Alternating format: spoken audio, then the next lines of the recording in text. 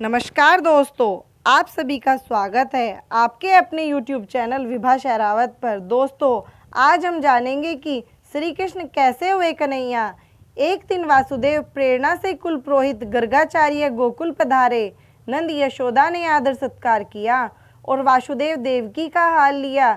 जब आने का कारण पूछा तो गर्गाचार्य ने बतलाया है, पास के गांव में बालक ने जन्म लिया है, नामकरण के लिए जाता हूँ। बस रास्ते में तुम्हारा घर पड़ता था, सो मिलने को आया हूँ। यह सुनकर नंद यशोदा ने अनुरोध किया, बाबा हमारे यहाँ भी 2 बालकों ने जन्म लिया है, उनका भी नामकरण कर दो। गर्गाचार्य ने मना किया, तुम्हें है हर काम जोर शोर से करने की आदत, कंस को पता चला तो मेरा जीना मुहाल करेगा। नंद बाबा कहने लगे, भगवान गौशाला में चुपचाप नामकरण कर देना, हम ना किसी को बताएंगे। गर्गाचार्य तैयार हुए। जब रोहिणी ने सुना कुल पुरोहित आए हैं, गुणगान बखान करने लगी। यशोदा बोली, गर्ग इतने बड़े पुरोहित हैं तो ऐसा करो, अपने बच्चे हम बदल लेते हैं, तुम मेरे लल्ला को और मैं तुम्हारे पुत्र को लेकर जाऊंगी। देखती हूँ कैसे तुम्हारे कुल पुरोहित सच्चाई जानते हैं। माताएं परीक्षा पर उतर आई, बच्चे बदले, गौशाला में पहुंच गई। यशोदा के हाथों में बच्चे को देख गर्गाचार्य कहने लगे, ये रोहिणी का पुत्र है, इसलिए इसका एक नाम रोहिणी होगा। अपने गुणों से सबको आनंदित करेगा तो एक नाम राम होगा, और बल में इसके समान कोई ना होगा तो एक नाम बल भी होगा, मगर सबसे ज़्यादा लिया जाने वाला नाम बलराम होगा। यह किसी में कोई भी भेद ना करेगा, सबको अपनी तरफ आकर्षित करेगा तो एक नाम संकर्षण होगा। अब जैसे ही रोहिणी की गोद के बालक को देखा तो गर्गाचार्य मोहिनी मूर्तियां में खो गए, अपनी सारी सुधि भूल गए, खुली आंखों से प्रेम समाधि लग गई।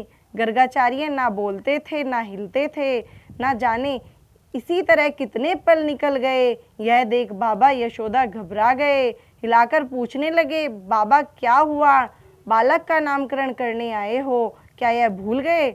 यह सुन गर्गाचार्य को होश आया और एकदम बोल पड़े, नंद तुम्हारा बालक कोई साधारण इंसान नहीं, यह कहते हुए जैसे ही उन्होंने उंगली उठाई तभी कान्हा ने आंख दिखाई।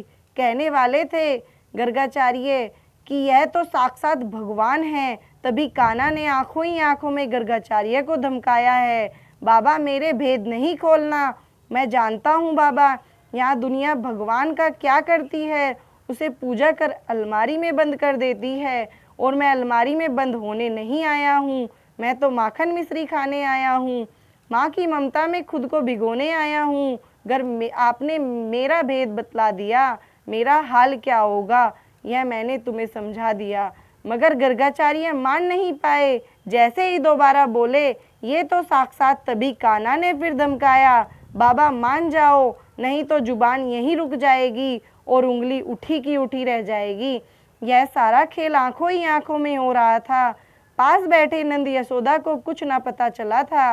अब गर्गाचार्य बोल उठे, आपके इस बेटे के नाम अनेक होंगे, जैसे क्रम करता जाएगा वैसे नए नाम होते जाएंगे, लेकिन क्योंकि इसे इस बार काला रंग पाया है इसलिए इसका एक नाम कृष्ण होगा। इससे पहले यह कई रंगों में आया है। मैया बोली, बाबा यह कैसा नाम बताया है, इसे बोलने में तो मेरी जीभ ने चक्कर खाया है, कोई आसान नाम बतला देना। तब गर्गाचार्य कहने लगे, मैया तुम इसे कन्हैया, कान्हा, किशन या किसना कह लेना। यह सुन मैया मुस्कुरा उठी और सारी उम्र कान्हा कहकर बुलाती रही।